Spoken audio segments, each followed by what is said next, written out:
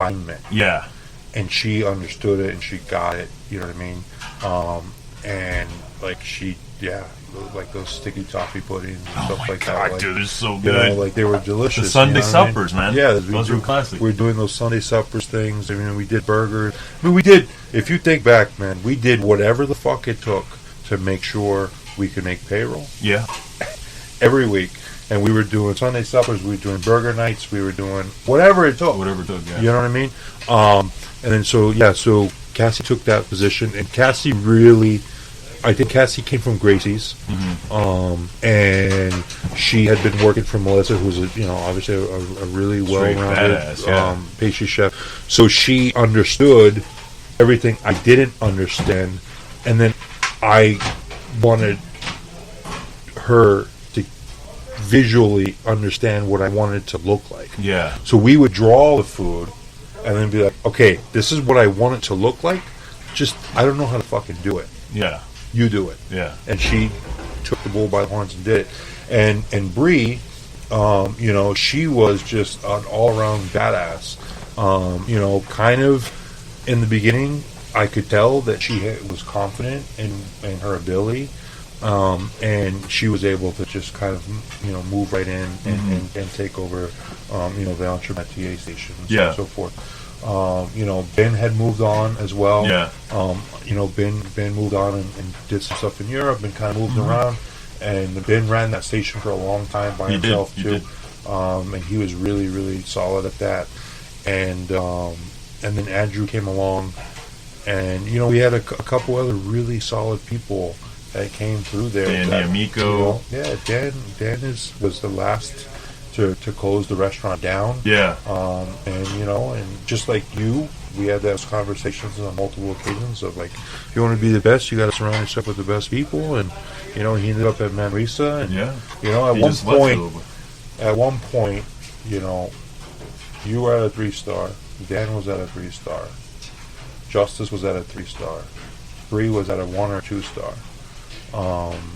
Andrew was at a 3-star. All you guys left my kitchen to go work at 3-star spots. And that, to me, was the biggest accomplishment in our tenure as a restaurant. Yeah. You know what I mean? Because I knew that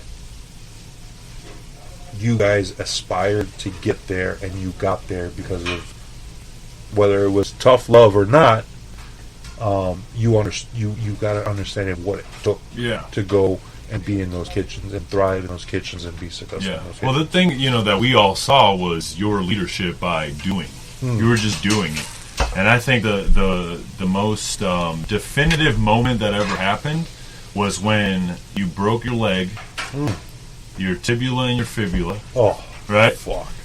That morning you picked asparagus, and we got strawberries from, fuck is that farm over by the beaches? I forget what the name of it is. Sweetberry. Yeah, Sweetberry Farms. And you break your leg, you break your knee, right? And then, or your ankle. And then fucking that night, like, we run service, and that was important to me because, oh shit, now we're running service. We got to show Kellyanne that we can fucking do this. Yeah. Like, this is like the testing ground for the next 3 months of your rehabilitation. So I made sure we had a good service. We did. And I remember you coming through the gate, and you're like, hey, Kellyanne told me you guys had good service. All right, let's talk about tomorrow. And I'm like, we're just at the hospital? Like, we're fucking, you know what I mean? But you were ready to get back in it. And then the next day, you were on the hotline plating fucking food on your brace. And that's when we all knew. We were like, there's no fucking complaining anymore about being tired about anything, because this man broke his leg, and here he is right next to me right now. So anything that was bothering anybody was like nominal compared to that, and we were like, we're gonna fucking nail it down and fucking do what he needs us to do to make sure that this restaurant fucking survives. That was crazy. Yeah, you guys rose to the occasion. Like, I was blown away on how much you guys just took the bull by the horns and went with it. Yeah, and it was almost like a godsend for you too, because it's like you had to let us. Yeah, do I it. never you let had go. to. I had never let go. Yeah, like, I remember you put your leg up on the pass, and like a little bit far down, and just like helped me turn turnips and apples and shit, you know. And I was like, he's here doing whatever he can to fucking make sure his restaurant lives. When did you have to make the hard decision to close Tallulah's? Man, that was a rough one, you know. I think Kelly and I, we just looked back at like all of the good times that we had created or been a part of, coming up to that point. And, we realized that in order for us, number one, as a couple, to stay on like a positive level, like something needed to go. You know what I mean? And we knew that it wasn't going to be us, so it had to be the diva, the restaurant. You know what I mean? So we, I think together we decided that in order for us to maintain the relationship and the love that we had for each other, that we had to let it go. Yeah. Not because it was a failure or it was failing, because it was slowly draining us of our life. You know what I mean? I hear you. It's like a slow drip. And I say that not in a negative way at all, because we had some amazing moments in that restaurant, and providing for people and creating a experience for people was the goal. And we felt like we accomplished that. And at that point, when you feel like you've accomplished something, as you know, you ask yourself, what more can we accomplish here? And there's always something, right? We knew we're never going to get rated by a Michelin guide or a bib or anything like that. You know what I mean? A couple times that we have reached out to, marketing firms, they kind of laughed at us. They're like, no one's coming to Newport. Newport's not a food town. Like, you guys are wasting your time. You guys are wasting your money. Yeah. So like thinking about all those things, it's like, okay, what are we really doing this for? Yeah. We know that we love it. We know that we're good at it. We know that we can do it.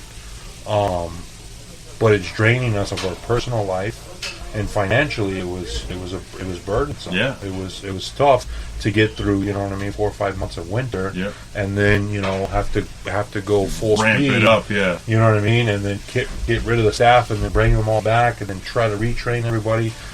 So, I think at the core, when we decided to let go, it was because the Taqueria was thriving. We knew that we wanted to have kids, and we knew that the only way to really make that happen was to just let the restaurant go. So it was a tough decision, but it was, I think, for us, it was the best decision that we've made as a couple. Besides opening the place, you know what I mean, was closing it. And like I said, at that point, we had 5 or 6 people in 3 Michelin-star restaurants. Yeah. We felt like Dylan had gone to the laundry. So we had people in front of the house and back of the house that came from training with us that were doing really great things. And we said, okay, like we accomplished what we set out to do. Yeah. You know what I mean? The accolades and all the awards and all the crap. You know what I mean? It's just stuff. And at the core, like, those things all hold like moments in time, but that's not what we were doing it for. You know what I mean? Yeah. So we were doing it because we love doing it. We still love doing it. Our goal is to do something again. But we step back and realize that we've got a business that is doing amazing, the taco shops. And if we don't focus on that, we're going to lose that. Yeah. So we said, all right, let's let something give, and let's focus our energy and our time into this. And since then, we've had 2 beautiful children. We're going on to our 2nd and our 3rd restaurant this year for the tacos. We've got the one spot on the east side, and we're opening a spot in Jamestown again this year that we had a Shack Forever that's now going to be an actual brick and mortar. And today you got the solid commissary that we're building. You know what I mean? So, yeah, man, we're still moving ahead. I'm close to 40. Kel's in her 40s, and we got these beautiful kids, and that's what's important to us now. Yeah. And the fast casual restaurant game is exciting to us. It's a different set of challenges. It's a different set of goals. You know, I feel like more of a businessman than I do a chef some days, which is exciting to me because it's a whole new set of challenges. You know, but I miss throwing on, you know, a set of whites and a cone spoon in my hand. Like, I miss that. Yeah. You know what I mean? And I do that at home for my kids Yeah. now. And, you know, like, they love it. Yeah. You know what I mean? And I don't have to deal with a fucking stupid Yelp review. Exactly. You know what I mean? And Fuck I'm actually Yelp. doing it for someone I love. Yeah, fuck you. You know what I'm saying? So, like, I actually dig doing it, love cooking it for my family, and, like, and that's the type of shit that's fun. And I get calls, you know what I mean, throughout the year from homies from all over the country that, you know, like, want to, you know, let's do dinner, let's do this, and that's been fun. You know, the last 2 or 3 years I've cooked all over the place. And that's been the best part of being a chef lately, is being able to travel, meet new people, and cook for a cause, and cook for something that is meaningful. Yeah, for You sure. know what I mean? So yeah, man. Fuck yeah, chef. So what, is there any plans in the future for Tallulah's Taquerias? Yeah. So you know, our big goal is to ramp this thing up to, you know, 5+ stores. You know, we have a goal in mind. We have a trajectory at the moment. You know, we've been successful with kind of coming together with a business model of what that can look like. You know, a 5 or 10 year plan. And right now, the eye on the goal is to create something that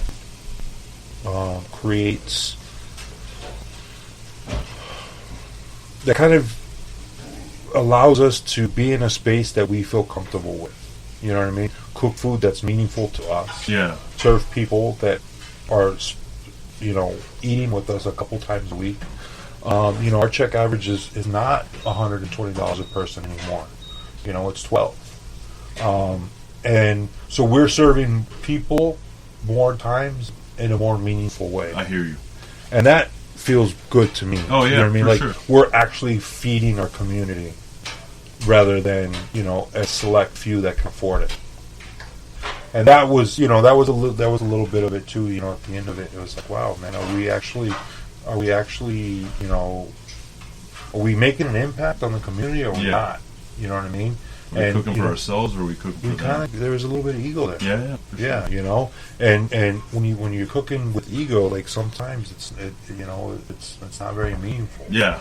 And so now I feel like what we do now is very impactful. It directly impacts our small community here, and that gives me way more enjoyment than, you know, than not. So Fuck yeah, chef. yeah, bro. So, Yeah. chef, I want to thank you for taking us down memory lane. That was You a know, serious memory lane. That's serious memory lane, bro. Damn. It's all good. Time is But I'm sure that, you know, your message is going to inspire a lot of people who either come from rough upbringings and have to, you know, better themselves without any help. But it's really what I've come to find in all these conversations is it's those mentors, those guys here and there that point you in the right direction, that turn your whole life path into what you find at the end here. So, chef, thank you once again. Yeah, it's my Sucio pleasure. Talk, episode 13, signing off.